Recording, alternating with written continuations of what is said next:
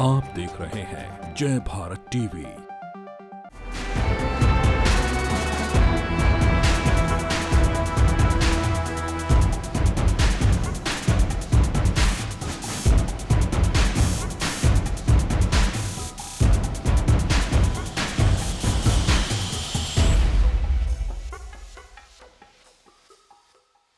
आरक्षण के विरोध के बाद शेख हसीना इस वक्त भारत की सरजमी पर मौजूद हैं। यूके से उनको क्लियरेंस नहीं मिल पा रही है। आगे क्या होगा, तमाम मुल्कों की नज़र इस समय बांग्लादेश पर है। वहाँ जो कुछ हुआ है ये तात्कालिक नहीं है, आने वाले भविष्य में बहुत सारा असर भारत पर भी पड़ेगा। और एक सबसे बड़ा सेक्टर इस वक्त है जिस पर लोगों की नज़र जा रही है, वो है गारमेंट्स का। बांग्लादेश से बड़े पैमाने पर गारमेंट्स को भारत आयात भी करता है। केवल भारत नहीं बल्कि दुनिया के बड़े मुल्कों की बड़ी कंपनियां जो गारमेंट्स का काम करती हैं वो बांग्लादेश में बेस्ड हैं और वहां पर तैयार किया जाता है। इसलिए आज मैं देहरादून के इंदिरा मार्केट में इस समय मौजूद हूँ। ये पूरा गारमेंट्स का मार्केट है और एक शॉप पर मैं आपको लेकर आया हूँ और यहाँ पर जो गारमेंट्स का काम करते हैं उनसे जानने की कोशिश करेंगे कि बांग्लादेश क्यों गारमेंट्स के लिए इतना आगे माना जाता है। क्या वहाँ का जो प्रोडक्शन है वो सस्ता हो रहा है तो क्यों हो रहा है, और आने वाले समय में गारमेंट्स के सेक्टर पर भारत पर कितना असर पड़ेगा उसको भी समझने की कोशिश करेंगे। आपका क्या शुभ नाम है? कपिल कोहली जी। कपिल जी, बताइए, बांग्लादेश के जो हालात आप देख ही रहे होंगे कि जो कुछ वहाँ पर हुआ है। अब एक चर्चा ये हो रही है कि इंडिया गारमेंट्स को लेकर डिपेंड करता है बांग्लादेश में। क्या कारण है कि बांग्लादेश का जो गारमेंट्स है वो सस्ता पड़ता है, भारत कितना उस पर डिपेंड करता है? बांग्लादेश का जो गारमेंट्स में लोअर्स वगैरह, कार्गोज वगैरह, कैप्स वगैरह, ये बांग्लादेश में वहाँ की लेबर सस्ती है और वहाँ पे है भी सस्ता है। ऐसा नहीं है कि वहाँ का प्रोडक्शन, कई प्रोडक्शन हाउसेज हैं इंडिया के प्रोडक्शन हाउसेज जो वहाँ से प्रोडक्ट्स अपने बनाते हैं जी, क्योंकि वहाँ की लेबर बहुत सस्ती है और लेबर सस्ती है। और ये नहीं कि हम कह रहे कि ये आज फ़िलहाल में बांग्लादेश में प्रोडक्शंस चल रही हैं।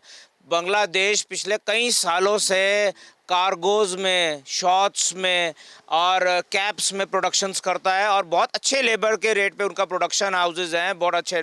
और कहीं ना कहीं 110% फ़र्क पड़ेगा, क्यों नहीं पड़ेगा, क्योंकि लोअर्स, कार्गोज बहुत प्रोडक्शन हाउसेज में जो है वो अपना बांग्लादेश में है और वहाँ का प्रोडक्शंस, वहाँ का मटेरियल भी बहुत मटेरियल में भी कहीं कहीं कंपनी सप्लाई करती होंगी, लेकिन वहाँ का जो मैन्युफैक्चरिंग सेक्शन है वो बहुत सस्ता पड़ता है। इसलिए वहाँ पे कंपनीज, वहाँ पे अपने प्रोडक्शन हाउस है। और जो ये आरक्षण के कारण जो वहाँ पे अब इस टाइम हलबली मची हुई है, तो कहीं ना कहीं उसका असर तो पड़ेगा ही पड़ेगा आने वाले में।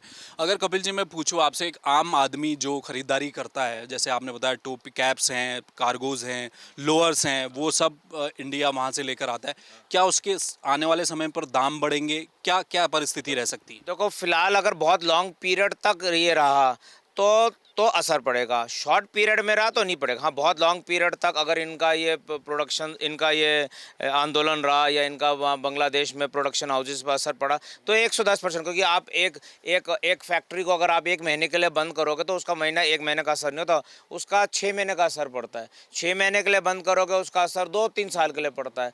तो कुछ ना कुछ असर पड़ेगा, क्योंकि जो आप नॉर्मल कैप्स, आप ब्रांड्स की कैप्स जैसे 700-800 रुपये की आती हैं, बांग्लादेशी कैप्स आपको 120 रुपीज़ से लेकर 200 के बीच में बांग्लादेशी कैप्स मिलती है। बहुत अच्छी कॉटन की कैप्स होती हैं जो आपको बांग्लादेशी कॉपीज़ भी आती हैं, बांग्लादेश की अपने प्लेन कैप्स भी आती हैं बहुत अच्छे प्रोडक्शन हाउसेज में। क्योंकि जो हमारी कैप इंडस्ट्रीज है, या आपको बॉम्बे में कैप्स प्रोडक्शन हाउसेज मिलेंगे या आपको बांग्लादेश में मिलेंगे। आप जो सबसे ज़्यादा हब्स हैं वो बॉम्बे भी है। बॉम्बे भी हमारे कैप्स बहुत प्रोडक्शन होती है और बांग्लादेश में भी बहुत प्रोडक्शन होती है सर। बिल्कुल, देखिए ये सूरत हाल है। बिल्कुल जाहिर तौर पर अगर लॉन्ग टर्म में ये परिस्थितियां बनेंगी बांग्लादेश में तो आने वाले वक्त में गारमेंट्स के सेक्टर पर तो असर पड़ेगा ही भारत में। इसके अलावा और सेक्टर भी बहुत सारे हैं। अभी पिछले फाइनेंशियल ईयर की मैं अगर बात करूं तो भारत ने 1200 करोड़ डॉलर से ज़्यादा का निर्यात किया है बांग्लादेश को, और उसी तर्ज पर आयात भी होता है। वो गारमेंट्स भी है, खाद्य ऑयल है, वेजिटेबल ऑयल्स हैं, जूट है, रबर है, ये तमाम चीज़ें हैं। दोनों देशों के बीच जो व्यापार है वो बहुत मजबूत है और बहुत लंबे समय से चला आ रहा है।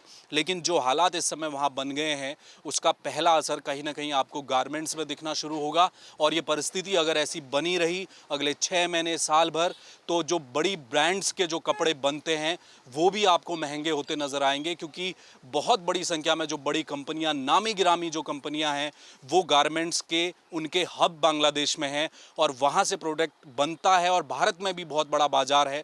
तो इसका असर आने वाले वक्त में दिखाई दे सकता है। कैमरामैन मयूर उपाध्याय के साथ हेम भट्ट, जय भारत टीवी।